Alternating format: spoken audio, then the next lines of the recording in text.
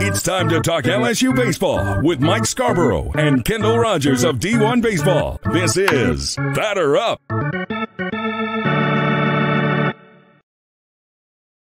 All right, episode 4 of these Batter Up segments with my buddy Kendall Rogers, D1Baseball, and I'm really excited about this one because it was what we were leading into the first month of the season, was him being in Houston at the Astros Foundation Classic, him getting to see LSU in all 3 baseball games.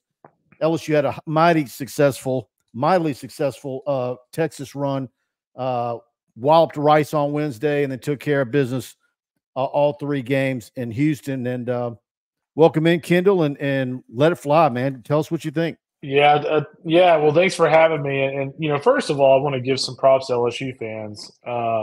It's one thing to have a really good crowd at Minute Maid. It's another to have a great crowd at Minute Maid. It actually outnumbered Texas fans in Houston, like 3-1.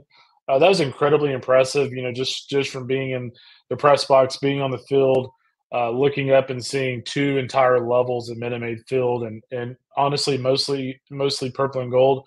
It was extremely impressive. So props to LSU fans for that. But I think the biggest thing for me, my takeaway is LSU's figured out its rotation. At this point, if you're Jay Johnson, like I've seen all I need to see, and we talked about this last week. Like Luke Holman is the answer. He's a guy that, I think last week, I think I said, what you see is what you get, and what we saw on Friday is pretty much what we see every Friday. It's commanding multiple pitches to all quadrants of the zone. It's sitting 91, 93 to fastball. I love the steady heartbeat. I was talking to him after the game. I had actually never talked to him before, and was just ultra impressed with just his poise. Like, yeah, he was happy he threw well, but like he's like, hey, I need to get better. I don't know what in the hell he thinks can be better after last week, but that's the competitor in him. So obviously, I think he's very good at the front of the rotation. Gage Jump continues to make big strides. I think he finished up with 76, 78 pitches. So they were able to get him from 52 to 76, 78, and he threw really well throughout. I mean, the slider was a really nice pitch. I want to say he threw a couple of true curveballs in there, and then a couple of changes. I know he said he's working on that changeup a little bit, but I want to say that he did throw a couple of changeups, and then of course, touched 97 with his fastball and sat 92, 95. If that's going to be the case all year long, they are good to go. And then you have Thatcher Hurd on Sunday, who probably ran out of gas there in the middle innings. I think that's pretty much all it boiled down to. I don't think his mechanics got out of whack or anything like that. But for the first 4 innings against a Texas State club who put up, 11 runs on Texas on Saturday, he shut them down for the most part until about the 5th inning. And so if you're Jay Johnson, you checked every single box from a starting and pitching standpoint. And I continue to feel very good about this lineup. I think the at-bats over the weekend were very professional. There were no easy outs in LSU's lineup over the weekend. And if that continues, they're going to score a lot of runs in college baseball. Well, just a few things. I talked to a good buddy of mine who was there, and he said that he was sitting around a few Texas fans, and they couldn't believe the crowd, and couldn't, and the way they were carrying on and into it. The comment was, you guys are acting like this game means something more. This is a tournament. This is early in the season. Why are y'all so fired up? Yeah. And that just blew the LSU fans away right there. But it's going to be an adjustment. I tell you what, it's going to be an adjustment for Texas when we get to the SEC. I mean, I thought they looked overmatched against LSU, and once LeBaron Johnson went out of the game last night, they got flat out dominated by A&M. They have a lot of roster turnover from this team after this year, and I say this because they're a storied program, but man, like on paper, like they could really take a whooping next year in that league. We'll see. Well, and you brought up the pitching, and we had Jay yesterday, and look, he kind of, and I don't have it, I'm paraphrasing, but it was basically, you guys always are worried about who the starters are. He said, we win championships. You don't win national championships without the bullpen and the relievers and the closers that we have. And he's as excited, or even more so, about that group than he is his starters. Holman, of course, is getting all the ink, and one outlet had him as National Pitcher of the Month, and and on and on. But yeah, you know, and the other point you brought up too is the hitting, and a lot of people say, well, this team's not as flashy from top to bottom, and it doesn't have the absolute studs at the plate. But even the guys that aren't the studs at the plate, what they are good at is not swinging at bad pitches and making pitchers throw a lot of pitches. Yeah. No, you're right. I mean, you don't need to have Dylan Cruz hitting laser beams out there to have a good offense. It kind of goes back to our first episode of this thing. Is like, I think I told you guys, like, I think LSU is going to be just fine offensively. They're just going to be way different offensively. They're going to find different ways to score runs. It's not going to be, you know, 3 guys in the lineup that are just hitting absolute jacks. The thing that I really like is just the overall balance they have. You know, Jay, you know, it would be easy for Jay to put a guy like Bear Jones up, you know, in like the 5 hole every single day to give those guys some protection. But you know what? He kind of, at times, he kind of throws him down there at the bottom to kind of put that power bat there at the bottom of the lineup. You know, one time over the weekend, I thought it was interesting. I always like seeing how coaches mess with their lineups early in the season. But, you know, if you remember over the weekend, like he had Mac Bingham, I think, hitting like 8th or 7th in the lineup one night. And then the next day, he had him hitting the 2 hole. So, I mean, there's still some tinkering to do with this lineup. But for the most part, man, I feel great about this offense. And the other thing, too, is like Jake Brown still hasn't gotten in a groove. I mean, we talked about him a lot in the fall. And yeah, he's hitting just a hair over 300. But he hasn't had quite the impact that I expected. And that's coming. It's just a matter of when, not if, in my opinion. Well, LSU fans, if you're enjoying this weekly segment, of course, it's brought to you by attorney Kenneth P. Haines. And let's hear from Kenny. Kenny Haines is a proud 1989 graduate of LSU Law School with a passion for justice. Kenny stands out as the only lawyer in the state, board certified in both appellate practice and family law. Drawing from 34 years of trial experience, Kenny has navigated the most complex aspects of real people's lives. If you need help in Northwest Louisiana with a family issue, legal issue, or a highly skilled trial attorney, call Kenny 318-222-2100. And speaking of winning, Kenny would like to recognize our 2023 national champions and congratulate coaches Kim Mulkey and Jay Johnson. Go Tigers! We thank Kenny. Of course, he was there for all the games in Houston, and he's the unofficial attorney of TigerBait.com. And he's got a few questions for you, Kendall. One, he asks if you were familiar with Zach Von Rosenberg when he was pitched at Zachary, and if so, compare the Gavin Guidry mound presence to Von Rosenberg. If not, compare Gavin Guidry's pitching approach to someone he has seen. Yeah, you know, I don't know a lot about Von Rosenberg, but I'll say this about Gavin. I love his attitude. I can't repeat. Well, I don't know. We don't have any rules here. I won't say it, but I can't repeat what he said after the game, after he closed out the game the other night. But it was a lot of. We all saw it. We all saw it. It was a lot of 4-letter words. It was not, "Hey, want to go to Christmas dinner with me?" But anyways, yeah, I just love his whole approach, man. Like he's an infielder by trade, but he's a guy that has excelled on the mound, pitches with intent, pitches with the ultimate intensity. He wants to kind of rip your heart out. And that's exactly like who you want in that role. And so I always think it's cool. That's one of the beautiful things about college baseball, right? Is that you can have Gavin Guidry, who's committed to be an infielder for LSU. You know what? Like last year, wasn't going to start over JT. LSU finds a different role for him, and he's totally excelled there. So I'm a huge fan of his. His second question is, name the SEC teams he sees presenting a challenge to LSU and describe the challenges he sees coming. Oh, that's a great – see, Kenny's a smart guy. Those are good questions. Arkansas for me, I do think Arkansas has got a little bit to prove offensively still. I mean, if you look at their overall offensive production the last couple of weeks, it's not great. But, they've got, for my money, the best Friday starter other than Luke Holman, the SEC, in Hagen Smith. Hagen Smith, 29 strikeouts in the last 2 starts for the Razorbacks. I do think Florida will eventually get it going. I know that they've been just okay so far this season, but I'm a believer in their talent top to bottom, especially offensively. Tennessee and Vandy, we talk so much about Vandy's pitching, but their offense, keep an eye on a freshman by the name of Cam Kozel, kid out of Omaha, Nebraska.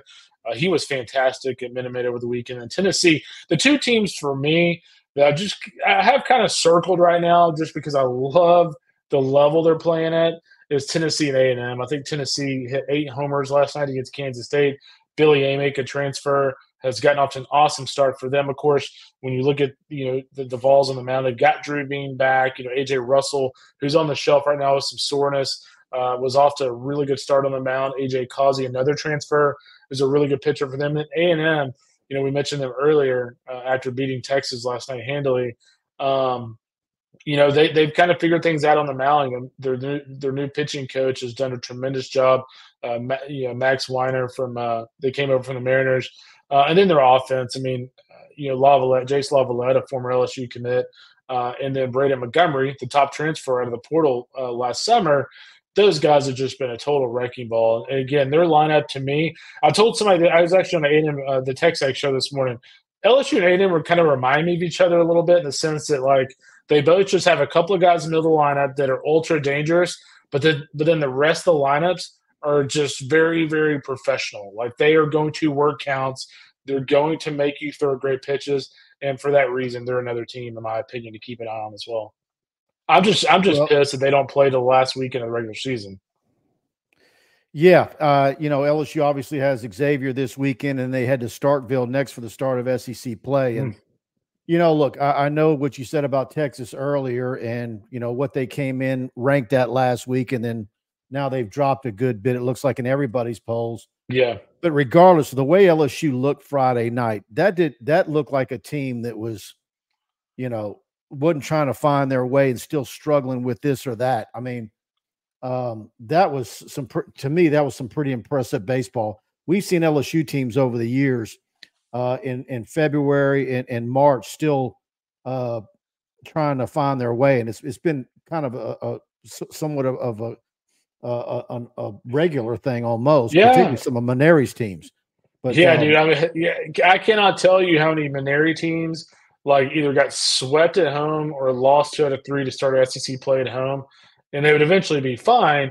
But you're right, early on, there were still a lot of question marks. I think with this team, and we kind of talked about this last week as well, is I just think they kind of sleptwalked in the first couple of weeks. When you're playing Northern Illinois and Central Arkansas and Stony Brook, it'd be like LSU football playing, South Alabama and Troy the first 2 games of the season. The energy that you kind of expect and what you're used to is just not going to be there. But I tell you what, Friday night it was there. Saturday I thought the Cajuns played them very tough. I was actually really shocked that Andrew Herman for the Cajuns threw as well as he did against LSU. But again, they made big plays when they needed to, and of course they finished the weekend off with a bang, kind of throwing some cold water on a red-hot Texas State club. Well, we're recording this on Wednesday afternoon.